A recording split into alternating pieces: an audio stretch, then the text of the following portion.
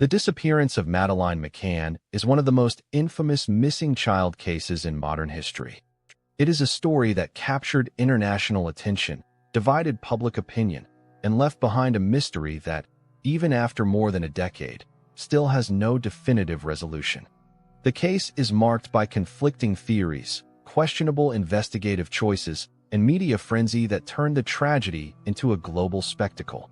Tonight, we revisit the events surrounding Madeleine's disappearance, the timeline, the suspects, the controversies, and why this case still haunts the public imagination to this very day. Madeleine Beth McCann, often called Maddie, was born on May 12, 2003, in Leicester, England. She was the eldest child of Jerry and Kate McCann, both medical doctors. By all accounts, she was a lively, happy little girl with distinctive blue-green eyes, where her right eye featured a unique coloboma, a rare defect that made her instantly recognizable. In May of 2007, just days before her 4th birthday, the McCann family, along with friends and their children, embarked on a holiday trip to Praia da Luz, a seaside resort town in Portugal. They wanted a relaxing break filled with sunshine, food, and family time. But what was supposed to be a peaceful getaway would become one of the darkest chapters in their lives. On the evening of May 3, 2007, the McCanns put Madeleine and her younger twin siblings to bed in their rented holiday apartment at around 7:30 p.m. The adults, including the McCanns and their friends, then headed to a nearby tapas restaurant within the resort to dine together. The restaurant was approximately 55 meters away from the apartment, and the group had a system of checking on the children every half hour. This arrangement later became one of the most controversial aspects of the case. At around 10 p.m., Kate McCann returned to check on the children. What she discovered was the beginning of every parent's nightmare. Madeleine's bed was empty. A window in the bedroom was open, and the curtains were fluttering. Panic immediately set in. Kate reportedly ran back to the restaurant shouting, "They've taken her."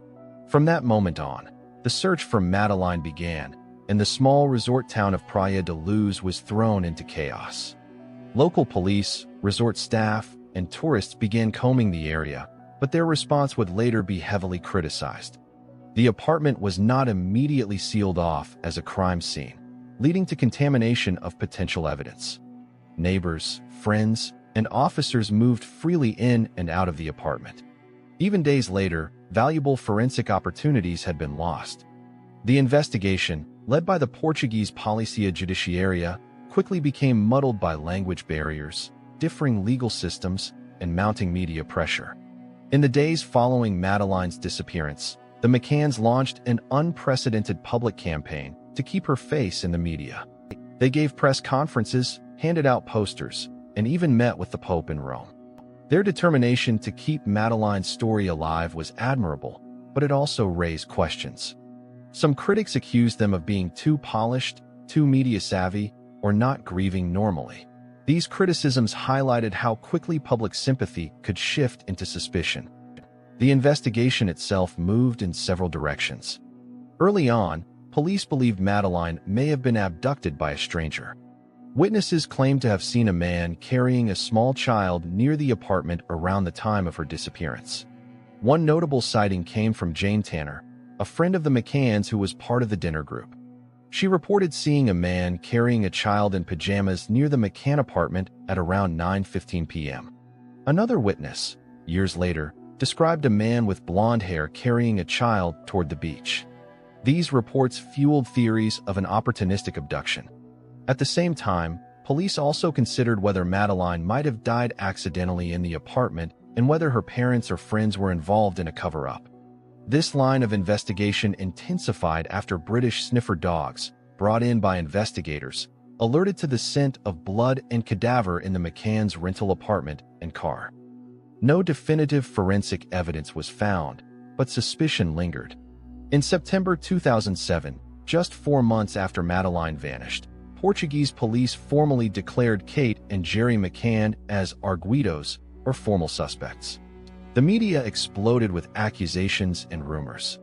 Tabloids speculated endlessly about their guilt, painting lurid scenarios of accidental overdose, hidden bodies, and conspiracies. However, the evidence against the McCanns never held up in court. By 2008, Portuguese authorities lifted their arguido status due to lack of proof.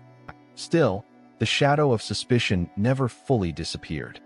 To this day, some people remain convinced the parents had some role in Madeleine's disappearance, while others insist they were unfairly vilified during the darkest moment of their lives. Meanwhile, other suspects emerged.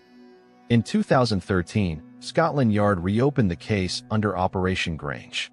They released e-fit images of potential suspects, including men seen loitering near the McCann apartment in the days leading up to the disappearance. The British investigation identified dozens of persons of interest, but no arrest ever led to a breakthrough.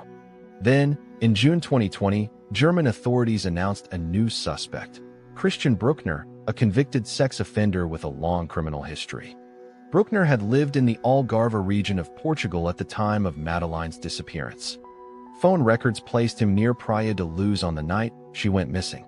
German prosecutors declared that they had strong evidence suggesting Madeleine was dead and that Bruckner was responsible. Yet, as of now, no charges have been brought against him specifically for Madeleine's case. Bruckner has denied involvement. His lawyers argue there is no concrete evidence tying him to the crime. Still, for the first time in years, there seemed to be a renewed sense of momentum in the investigation. Beyond the suspects and theories, the media's role in the Madeleine McCann case cannot be overstated. From the beginning, the story dominated headlines across Europe and beyond. British tabloids in particular ran constant coverage, often blending fact with speculation. At times, the McCanns sued newspapers for libel due to false claims about their alleged involvement. The case also became a cultural phenomenon, inspiring documentaries, books, and endless online discussions. For many, it symbolized both the power and the pitfalls of a 24-hour news cycle. But at the heart of all the chaos remains one simple, devastating truth. A little girl went missing, and her family has lived in agony ever since.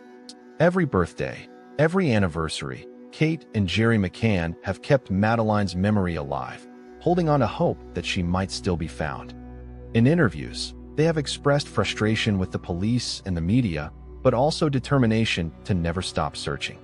Their campaign, Find Madeleine, continues to this day. The theories surrounding Madeleine's disappearance are numerous. Some believe she was taken by a child trafficking ring. Others think she may have wandered outside and met with an accident. There are also those who remain convinced of parental involvement, despite the lack of hard evidence. Each theory has its adherents, and each has been debated endlessly online. The truth, however, remains elusive. The case also had broader consequences. It sparked debates about parenting choices, as critics lambasted the McCanns for leaving their children alone while dining out. It raised questions about how police handle missing child cases, especially across international borders. And it highlighted the dangers of trial by media, where public perception can shift rapidly without solid proof. As of now, Madeleine McCann would be 22 years old. Her face, once that of a small child with a bright smile and a distinctive eye feature, has been digitally aged in images released by authorities in the hope of recognition. The McCanns have said they will never stop looking for her until they know the truth.